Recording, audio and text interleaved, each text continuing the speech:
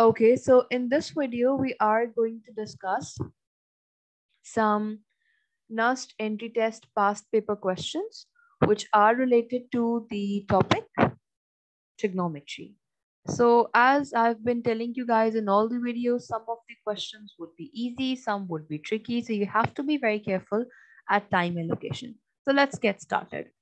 The 3600th part of the degree is called.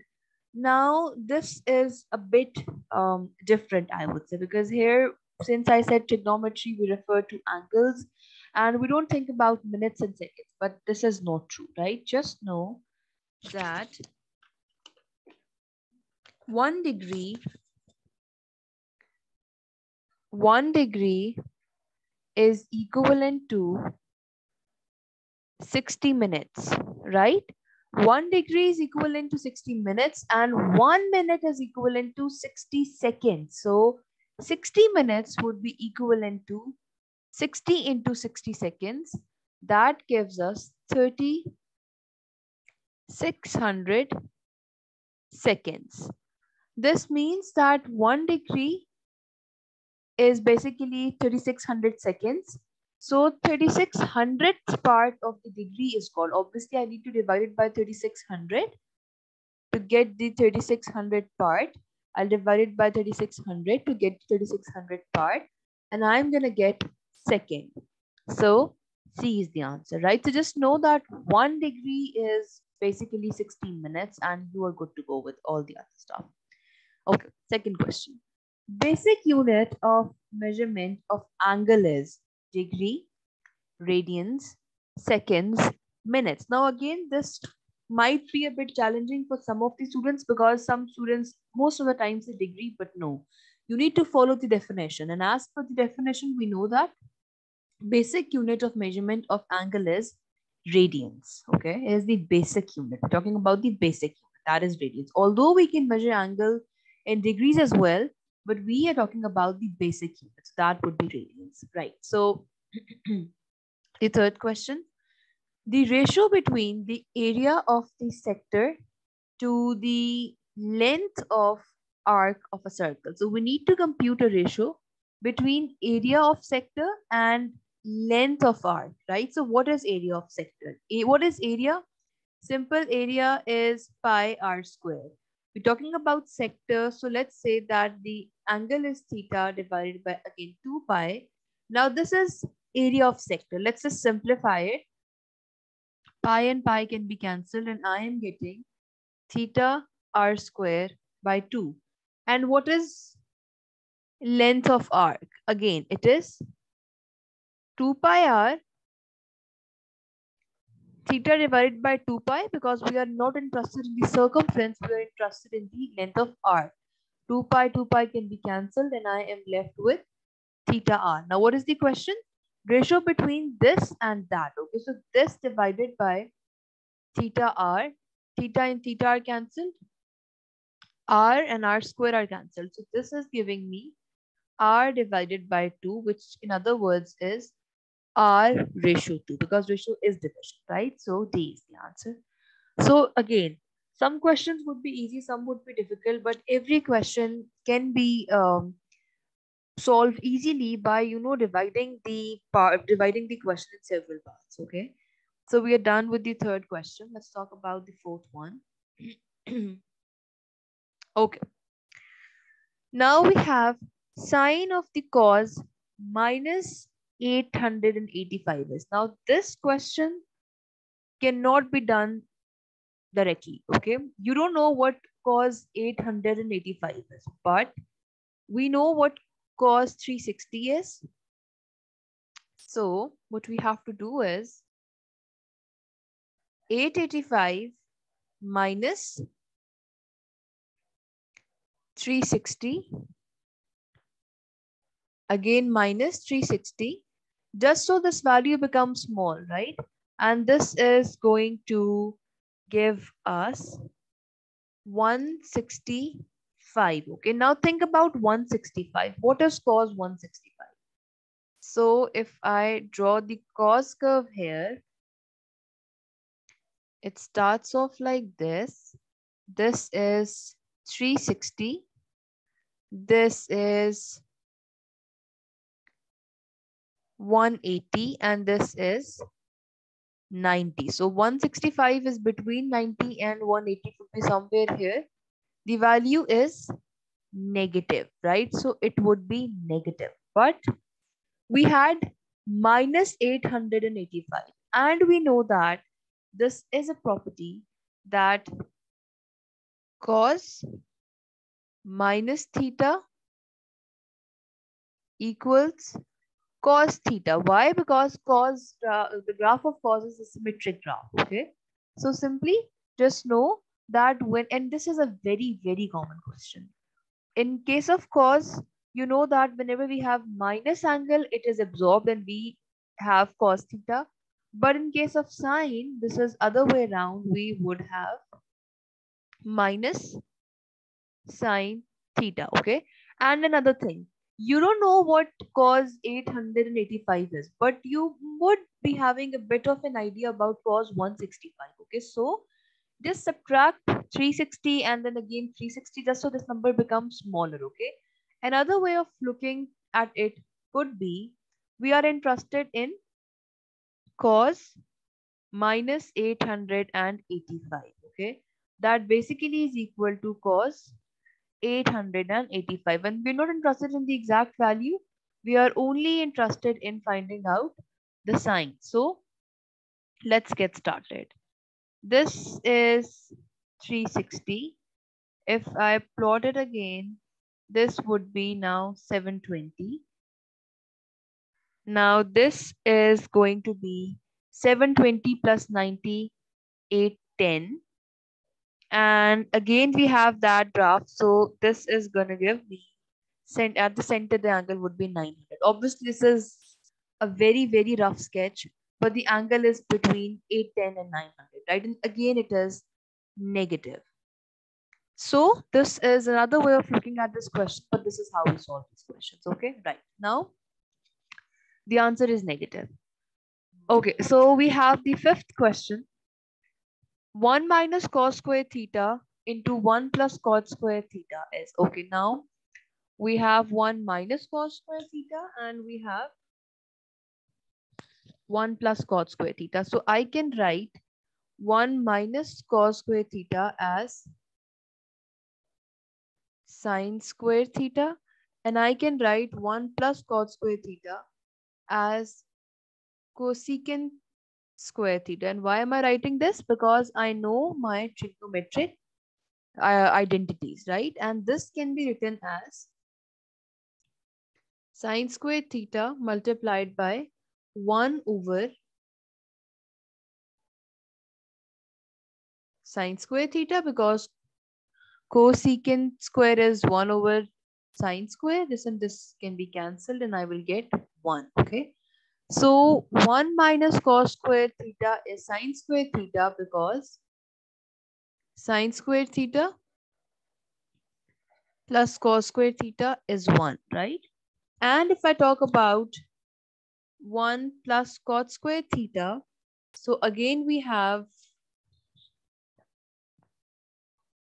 cosecant square theta minus cot square theta equals 1, right? So this is how I knew that 1 minus cos square theta would be sine square theta, and 1 plus cot square theta, I will take this to the other side. I will get 1 plus cot square theta would be cosecant square theta, right? So the answer is B. Okay. Let's talk about the sixth question. I can rub all this just so we have some space. Okay, now again, for trigonometry, obviously questions look tricky because most of the time students are, they are used to looking at the trigonometric ratios and then solving questions. But obviously in NET, you would not be having a data booklet like A levels, right? Or O levels. So obviously you have to do everything on your own. And before talking about these questions, just remember that you should know all the identities in your mind. Okay. Right. So let's talk about the sixth question. So I have 1 over 1 minus sine theta plus 1 over 1 plus sine theta. I can see that I can take LCM. And when I take LCM, I will have 1 minus sine theta and 1 plus sine theta. That is A minus B into A plus B. So I can write that as A square minus B square. That is 1 minus sine square theta. And in the numerator, I will have 1 plus sine theta plus 1 minus sine theta. I've just taken simple LCM. Okay, and these two can be cancelled.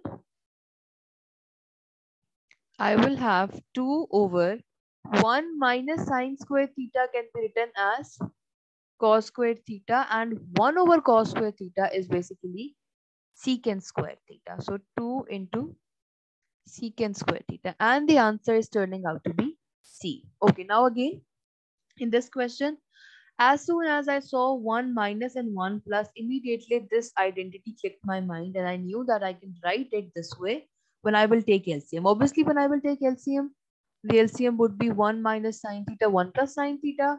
In order to have 1 plus sine theta here, I will multiply it both in numerator and denominator. This is how I got this. And if I look at this one, I need 1 minus sine theta. I need to multiply it both in denominator and numerator. Okay. So I'll simplify this and I will get 2 secant square theta as my answer. Okay. Let's talk about the seventh question. If sine theta is less than 0 and tan theta is greater than 0, then the terminal side lies in which quadrant? Now, we need to think about it. So we know that here they are referring to 4 quadrants, right? Here all are positive, sine, cos, tan.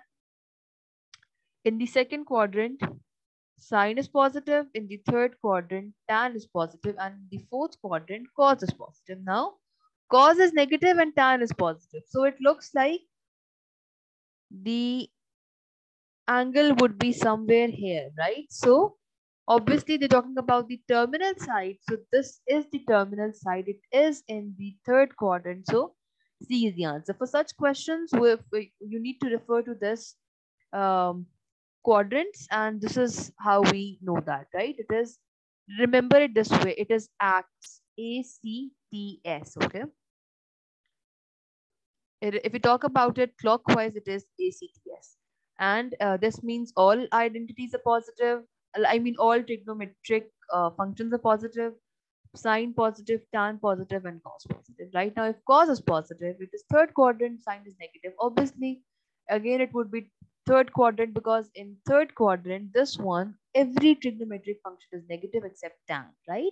Okay, let's talk about the eighth question. Cos 30 into cos 60 minus sine 30 into sine 60 is.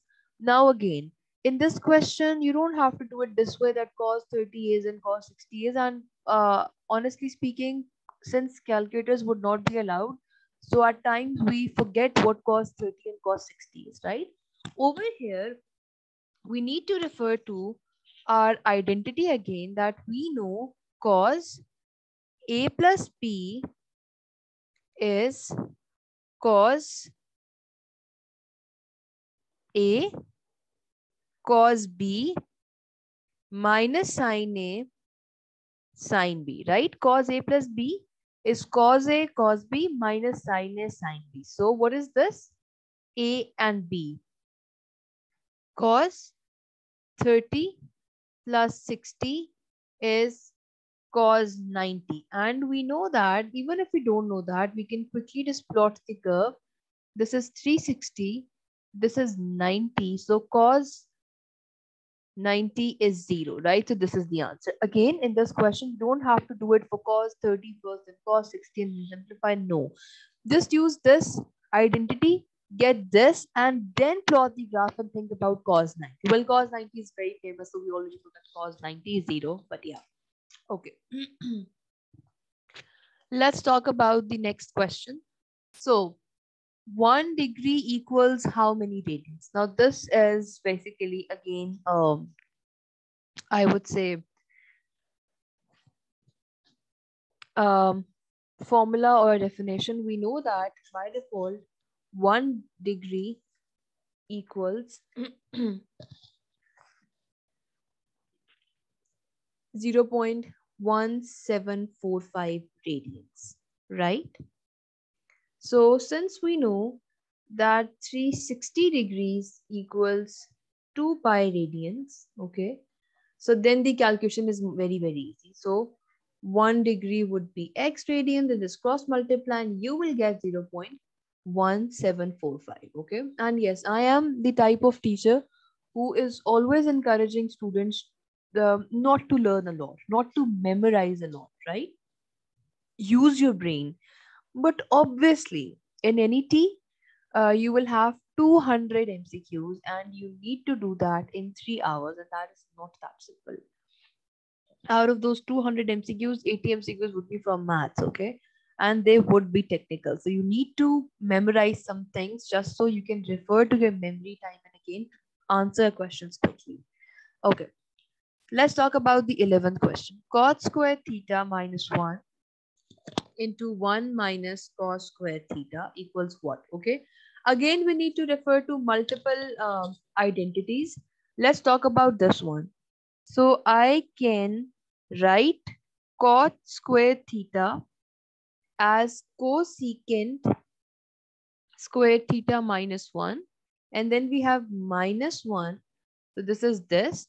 1 minus cos square theta can be written as sine square theta. I'm again using the same identities which I have discussed earlier. This will give me cosecant square theta minus 2 multiplied by sine square theta, and this will give me 1 over sine square theta minus 2 multiplied by sine square theta. And if I take LCM here, I am going to get sine square theta. In the numerator, I will have 1 minus 2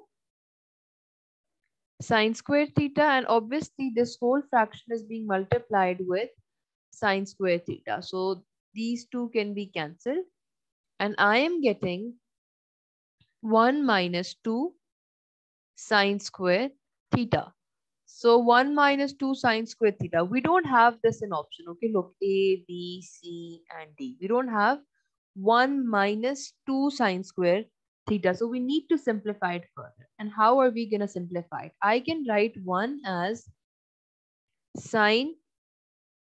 I can write 1 as sine square theta plus cos square theta minus 2 sine square theta.